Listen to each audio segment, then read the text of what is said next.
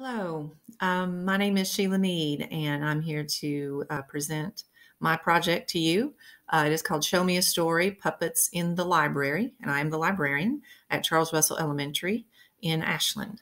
The project was to allow me to better integrate puppets and puppet performances into the library curriculum by purchasing new puppets and a portable puppet stage and some backdrops.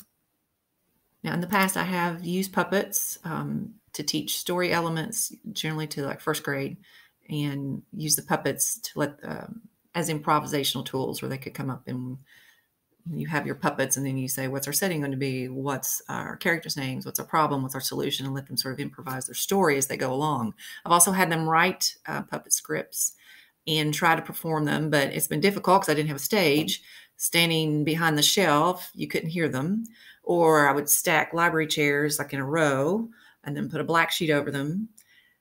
You could hear them a little better, but it really wasn't very good. The sheet would slip off. There wasn't much room for them to hide behind the chair. You couldn't put anything in behind them. And some of my puppets are pretty old. There's a few with missing eyes. So I needed some new ones, and I also needed more characters than what I had. Picture here you're seeing is some second graders. I keep a certain amount of puppets out for them to use during checkout and center time, and they love to take them off into a corner and, do a little show just between themselves. Although we do have the rule, no fighting or biting with our puppets, which happens quite often, but they do love working with the puppets, even my older students. Now, originally, I had planned to do a show with a group of fourth graders that I work with in the afternoon, but I decided to do just both fourth grade classes, which I'm glad I did. I also was going to do a puppet show with first grade for them to perform with kindergarten, but that was going to happen during March and April. And of course, all of this happened. I'd just given them their scripts and told them what part they were going to be, and then we were out.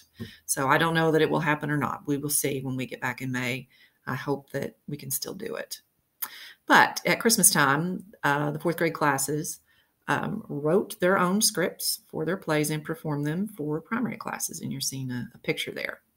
So they worked for several weeks together collaboratively during library class. You can see there's a picture of them there working. Their teachers were great about letting them work in class too. They would come back and tell me, oh, I was listening in, they were working and they had to solve this problem and that problem, which was really good. And they really were excited about it and got into it. Some of them typed them if they were able to finish them, and some of them I typed for them just in the interest of time. So I started by reviewing story elements with them, setting, characters, plot, problem, solution, that sort of thing. Then we talked about, okay, what are some possible problems for our characters here? This is a Christmas story of sorts, so it could have been something to do with Santa's having delivery issues. You can see that we wrote them down here on this board. There are problems with the elves. Maybe the toy production's down. Maybe the reindeer are lost, or they can't fly for some reason, or Santa's sick. What would they do? So they had all these ideas about possible problems first. Then I gave them a list of characters, or a list of puppets that I have that they could use. And then they got a pre-writing graphic organizer to kind of help them plan out their script. Here's an example of one where just basically the title, the setting, and I was telling them, what's sort of going to happen in the beginning, in the middle, and in the end. Okay, and kind of introduce the problem here. This one looks like they had the king, so he gets his daughter's present stolen.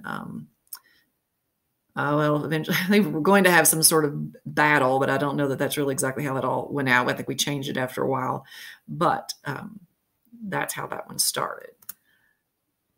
Now I have a short video here I can show you in just a minute.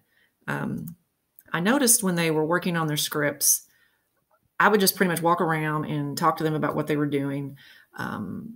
Many times they would get ahead of themselves. And the nature with scripts, which is great for them, is that it's all dialogue, which they're very good at writing dialogue, but they get kind of caught up in the dialogue and they don't move the story along.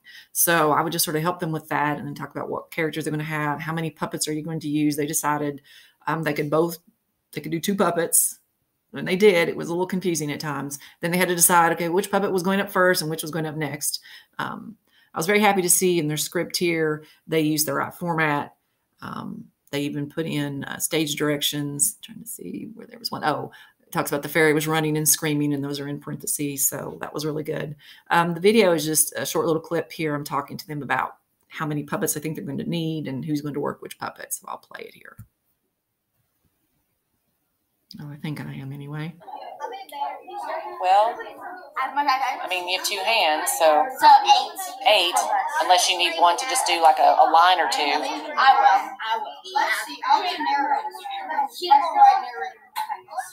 I'll just write it. So they were trying to decide how many puppets they were going to need and who was going to be which part.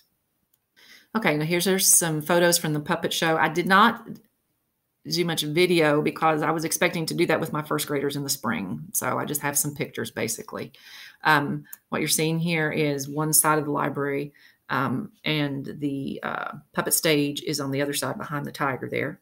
I had a table set up with all the puppets, and they were sitting off to one side. They would go around, pick up their puppets, come back through the shelves, and then dip underneath the backdrop to do their show.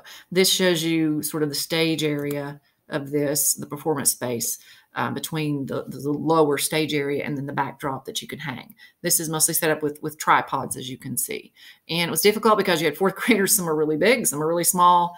I finally just brought in these little stools they could sit on if they needed to, or they could just sit on their knees, depending on how tall they were. And here is from the front. This is a stage when it's fully assembled. Like I said, it's just tripods, black curtains. I bought photography backdrops, are really cheap on Amazon, and just kind of clip them. You see some lighting. I do a play every year with 5th graders in the library. So I had some park cans and some lights that I could kind of throw on them just to kind of make it a little more like a theater feel. And it worked really well.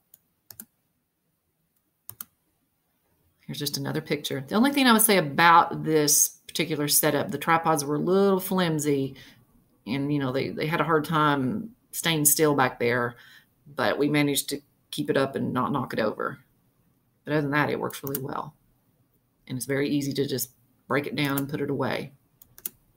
So project evaluation, I feel it was a really big success. They collaborated and they planned their scripts, and you know they were writing for a specific audience. They knew it was the younger kids, and it was a Christmas story. We wanted to be entertaining. We wanted to make sure it was going to end well. There was always these fights that they wanted, you know, Santa's toys are been taken by the dragon and Santa's going to fight him off. I'm like, well, let's try to figure out a way that maybe Santa can, you know, persuade him to give them back.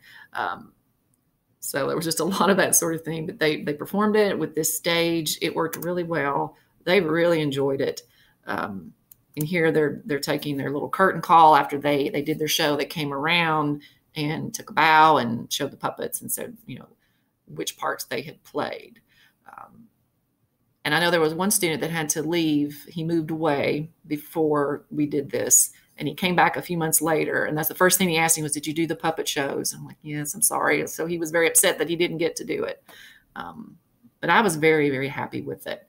And I plan on using them quite a bit over the next several years to let kids be creative and to tell stories.